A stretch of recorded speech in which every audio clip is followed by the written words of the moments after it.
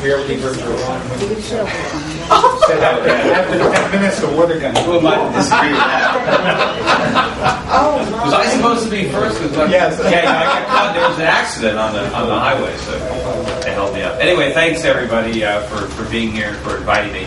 I'm Peter Schiff, and I'm a candidate for the United States Senate. And, a lot of people have asked me, why am I running? Why do I want to be a senator? I mean, I've never been involved in politics. I'm a businessman. Why do I want the aggravation of a Senate run? Why do I want to take a big pay cut? And, the reality is, I've been involved my entire life in looking at the problems and understanding the problems in Washington. I've built my business, my investment business, on understanding and figuring out what's wrong with Washington, and trying to protect my clients from the irresponsible policies coming out of Washington, both Congress and the Federal Reserve, policies that I knew were very destructive to our economy, destructive to the value of our money, and that led me to make my investment decisions on where in the world to invest my money.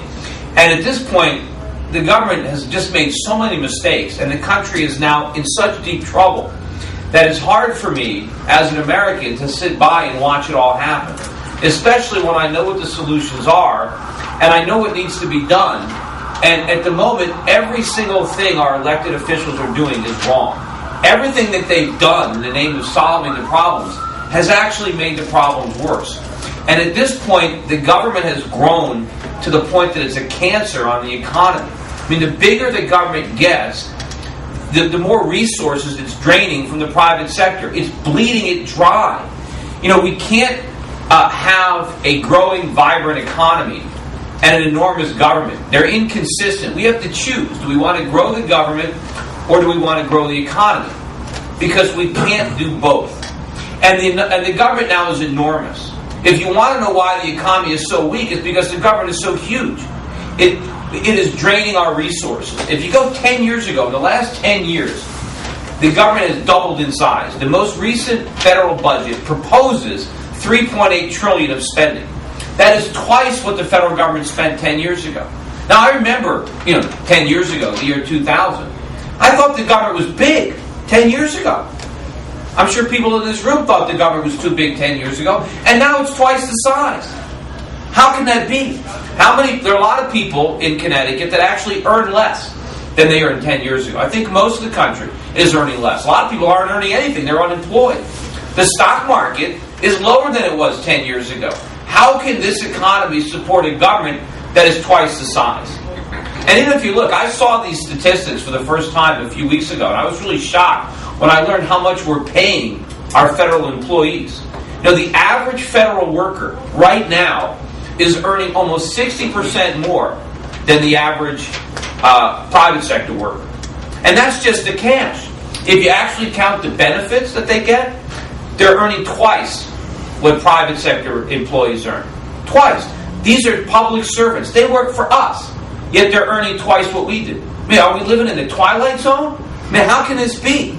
There was a time when public workers actually earned less. They really were public servants. It really meant something. You gave up something when you worked for government. You gave up a big paycheck for the security of a government job. Now you work for government, you get all the security, and you earn more money.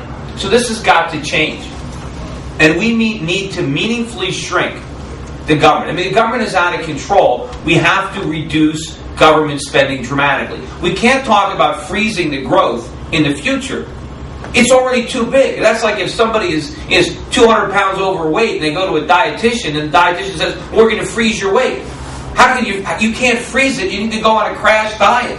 That's what Washington needs to do. We need to dramatically reduce government expenditures right now. That means cutting pay. That means abolishing entire departments. There are a lot of departments that we don't need. Just one example is the Department of Energy. We didn't have the Department of Energy until 1979. So the country survived without the department. And we only had it because of Jimmy Carter. So if you thought Carter was a great president, then maybe you think we need the Department of Energy. But if you go back as to why we have it, the reason that they established it because the government was going to reduce our dependency on foreign oil. And they said if we just have this department, we won't be dependent on foreign oil. Well, back then, we actually imported less than half of our oil. Now we import 70% of our oil with the Department of Energy. So obviously it's been a complete failure. Why does it still exist? And why is it spending $30 billion of our tax money every year? Get rid of it. There are a lot of things that we can do. And the gentleman before me spoke a little bit, I heard you talking about Social Security. We've got to go after entitlements because they're out of control. And I don't think anybody is entitled to anything. Everything is on the table. Social Security doesn't work. We have to acknowledge that. You know, Bernie Madoff is in jail. He's in jail because he tried to pull off a Ponzi scheme. And Ponzi schemes don't work. They don't work if private individuals do them, and they don't work when the government does it. The problem is Social Security is nothing but a giant Ponzi scheme. It's lasted for a long time because the government forces people to participate. Bernie Madoff couldn't do that. But the reality is that Social Security right now is already paying out more in benefits than it collects in taxes. So it's already at the point where Bernie Madoff went bust. We're there right now. So there is a giant ticking time bomb in Social Security, and we need to address it and acknowledge the fact that the system as it exists does not work. And if we don't make real meaningful cuts in that program right now, no one's going to get any Social Security benefits because the money's going to have no value. People are going to get their checks, but they're not going to buy anything with them because we will destroy the value of the currency in the process.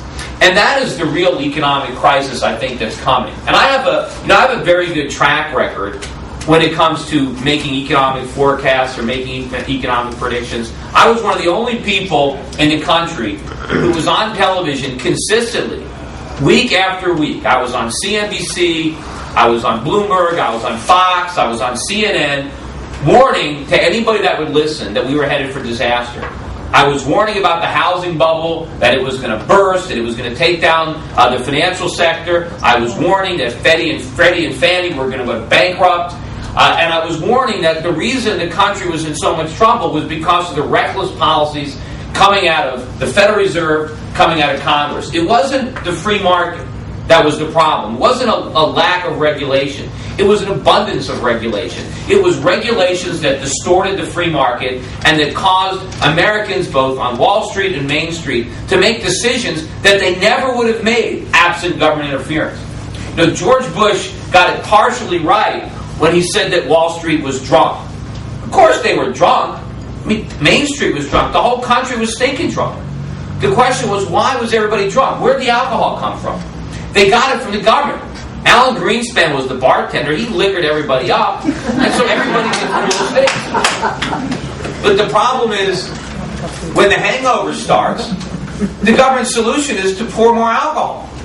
And it starts back in the last bubble, in the 1990s. We had a stock market bubble. For the same reasons we had a housing bubble. Cheap money. Federal Reserve kept pumping cheap money into the economy. Anytime there was a little problem, Russia, long-term capital, Y2K, whatever it was, more cheap money. And they inflated a NASDAQ bubble.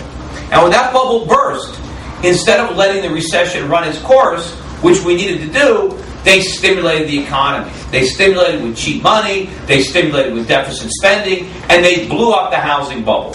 So the financial collapse of 2008 and the biggest recession since the Great Depression are the consequence of the economic stimulus of 2001 and 2002. We're making the same mistakes again. The same mistakes that I warned about. I wrote a book called Crash Proof, How to Profit from the Coming Economic Collapse. It came out in February 2007, where I explained the problem and I laid out what was going to happen when the housing bubble burst. Unfortunately, we are doing now. We are making all the mistakes. Barack Obama ran on change. And the only thing he's changed from Bush is the size of the mistakes. He's doing all the same things wrong, except on a bigger scale. Monetary policy is more irresponsible under Bernanke than it was under Bush.